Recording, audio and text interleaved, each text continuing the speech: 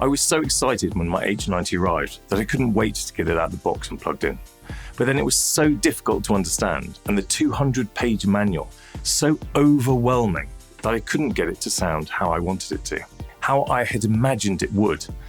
And now it's sat here on my desk, and I'm wondering if I made a mistake buying it in the first place. I don't know about you, but I get so excited doing the research on a new bit of gear, watching all the YouTube videos and imagining what I could do with it. Then when it actually arrives, I'm sometimes even reluctant to dive straight in and start playing with it. I know that sounds strange, but I know it's going to take an investment of time and energy to get to know it. And that scares me. Even though I have this fantastic new product on my desk, even though I really wanted and lusted after it for months, I often procrastinate about actually sitting down with it. It's like having a 500-piece jigsaw emptied out in front of you. You just don't know where to start. Do you start with the edges? Do you start with the middle? Do you do with the colours? I always start with the edges, by the way. And even starting is so daunting that you don't even bother. Well, in this video, I'm going to show you the 7 essential settings that you need to know on the H90 to get started quickly, to start loving your new purchase and avoid buyer's remorse. So let's get into it. The biggest hurdle I had when I first switched on the H90 was how to set up my own FX chain. When you first turn the machine on, it takes you to preset or program 1, and you can hear how great the pedal sounds straight away. Fantastic. But how can I initialize this patch and start creating something of my own? Any ideas? Which of these hundreds of buttons on the front actually does that? Well, it's very difficult to find out. I found that extremely annoying.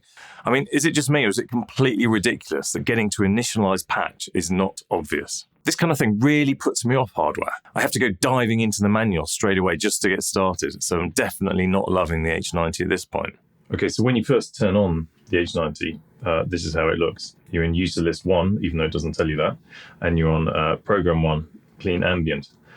But it's impossible to get out of this. Like, okay, not impossible. You can't initialize this patch. You can edit this patch and you can tweak it and you can go to some of the other presets, but you can't actually initialize the patch. And they've set it up so you can't actually delete or remove any of the factory settings. So to actually start creating, it's really frustrating. What you actually need to do is go into the system menu. So you press these 2 buttons, you hold it and you get to, actually, you originally will get to this screen.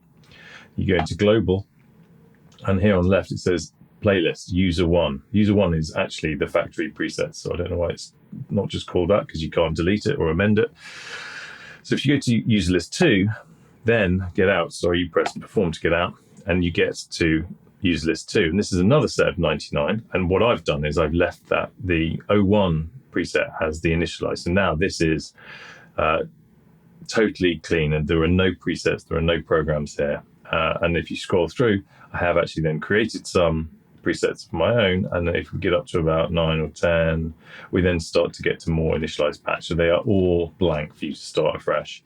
Now, what I would recommend is to set the H90 to load up like this so it goes straight to your user list, where I would also recommend having the very first one as always being an initialized patch. So you can always start with a blank slate. You can always go back to the factory presets, but start building your own effects as soon as possible.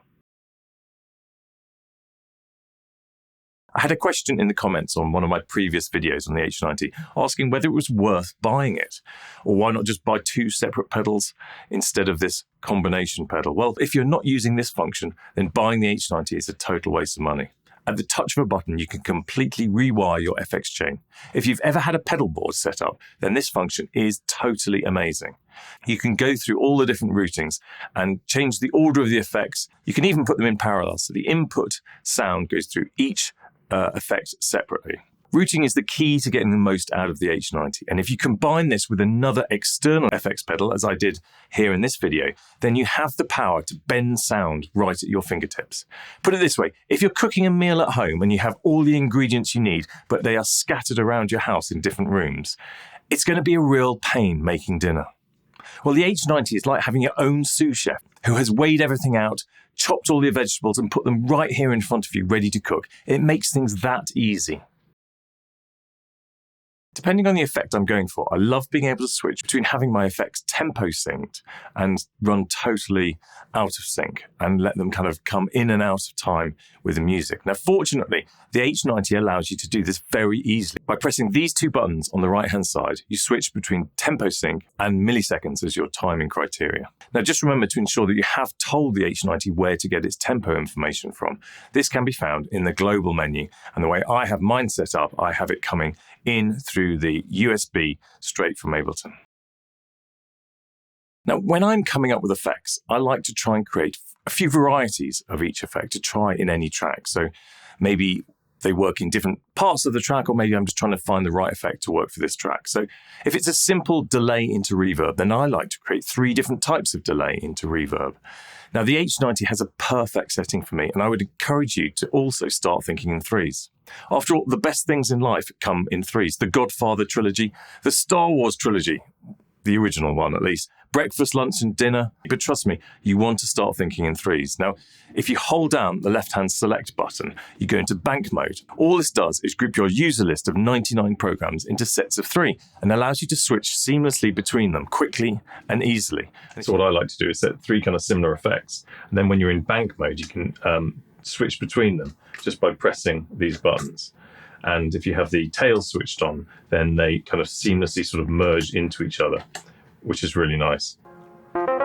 So here we have a harmonizer going into a reverb, and then we have a delay going into reverb,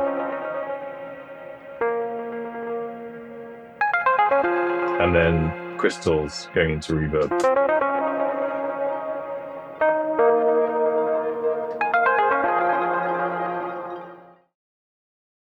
Now, any tech gadget that has too much jargon or invents its own terminology is, for me, an immediate red flag. Consider gaming PCs, which market themselves with terms like memory bandwidth, ray tracing cores, and texture rates. Now, I know nothing about gaming, but I'm sure the geeks absolutely love that. And no disrespect to them, I'm basically jealous of them. But the average consumer has no idea what these terms mean. Well, the H90 has fallen into this trap too, with quick knobs, hot switches, hot knobs, programs, presets, and parameters. I mean, it really is unbelievably confusing, and it just doesn't need to be. Now, it doesn't matter what these things are called, but these 3 small black knobs on the front of the unit are your best friend. Eventide call them quick knobs. If you press and hold any of them first, you get a list of parameters that can be assigned to each knob. There are 2 pages of parameters, so with 3 knobs, we have 6 parameters that you can map and get access to for every single program quickly and easily. So I usually have 3 parameters relating to effect A and 3 parameters relating to effect B. Then I can play with them live, tweak them, and get something that really works, even if it's a preset that I've already used or my own program. Depending what I'm using at that particular time, these 3 knobs let you dial in things extremely quickly without menu diving. They're great. So what's not very obvious from the manual or from playing with it is that these lights are actually buttons as well.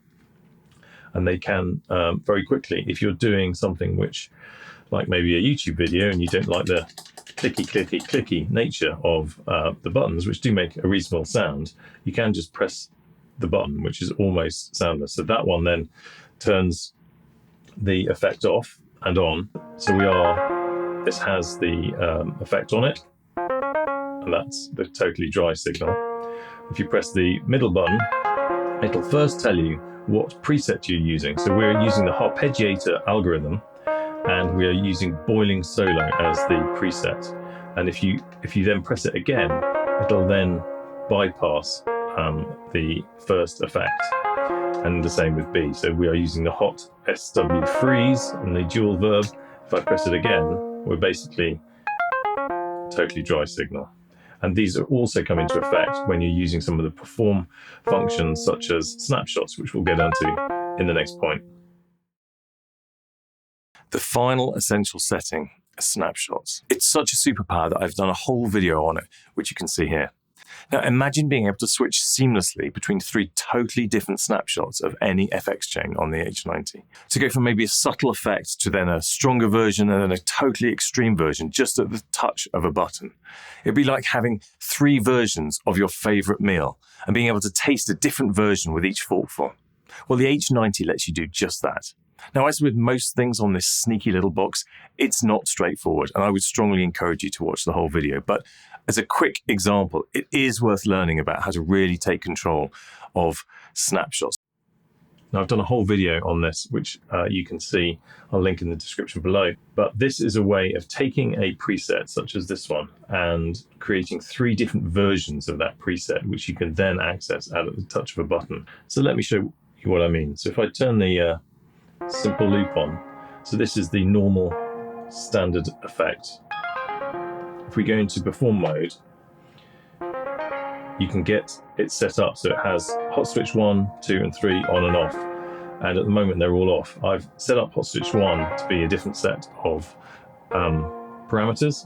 So hot switch 1 is much less of the twinkly arpeggiator effect and much more reverb.